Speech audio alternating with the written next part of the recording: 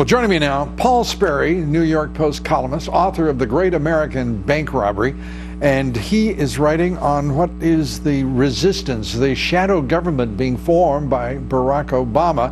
And first, Paul, thank you very much, and my congratulations on outstanding reporting. I wonder to what degree the national liberal media will even pay an ounce of attention. Will they have the courage, the principle, to report on the things that you and I are talking about here tonight? Well, of course not. I mean, you got a Obama-friendly media, and they're going to try and cover this up and keep it on the QT as long as they can, so that Obama can get this, like I was calling it in the column, a shadow government, build this up. I don't think Republicans know what they're up against here. He's quietly building this shadow opposition government to sabotage Trump and Republicans as well in their policies, while at the same time saving his own legacy. And he's doing all this through a radical Alinsky group that he founded called Organizing for Action, OFA. Right.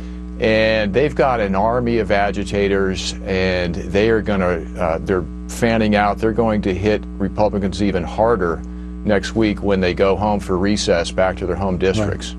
And we're watching some of that unfold in the congressional town hall meetings, some of it being styled as Republicans and conservatives rising up against their Republican or conservative representatives, which is utter nonsense, as we both know. How serious do you believe this is? We're talking about, as you suggest in the column, something north of 30,000 people in OFA, and you know, they didn't even tip their hat. It could have been Organizing for America, but it had to be for action. Where is this headed? Right. Well, they took it out of the Obama campaign in 2012. It was part of that campaign, and they turned it into a 501c4 so they don't have to show their donors. And what they're doing, so basically starts as a training center, and they put these aren't like the rabble from Occupy Wall Street or even Black Lives Matter. These are professionally trained agitators. They're schooled in Alinsky's rules for radicals tactics at a program that lasts 6 weeks. And that's about 32,000 who've gone through that, over 32,000. They've got another 25,000 who are under training now, and they've got another big training summit coming up in March.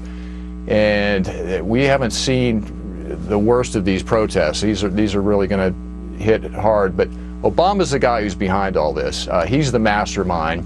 If you look at his website, down in the little print, his new website, post-presidency, little agate type down there, 2 organizations listed.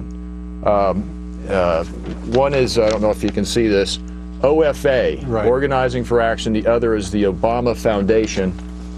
And eventually, he wants to merge them. And if they can get the DNC, which Obama wants to get his guy Tom Perez, this radical civil rights chief he had, in the helm at the DNC, you get all this together. And then they get the proprietary database of the voters from OFA, which is licensed, and they've never shared that before with the DNC. You get the email lists, millions of Obama supporters from OFA, and you get the donor lists. And once the DNC gets that, you have a superstructure, and that's going to be a formidable organizing infrastructure. And around that organizing superstructure that will be unprecedented, you already have many, if not most of the technology. The large technology firms are already in alliance with him, as is the national left-wing media, as is the national left-wing academia, our colleges and universities, and of course the left-wing media.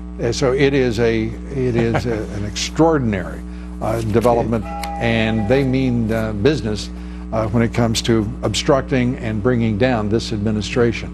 Paul, we would like you to come back as soon as you can and to continue the discussion on this, because this is the critical issue right now, I believe, facing the country.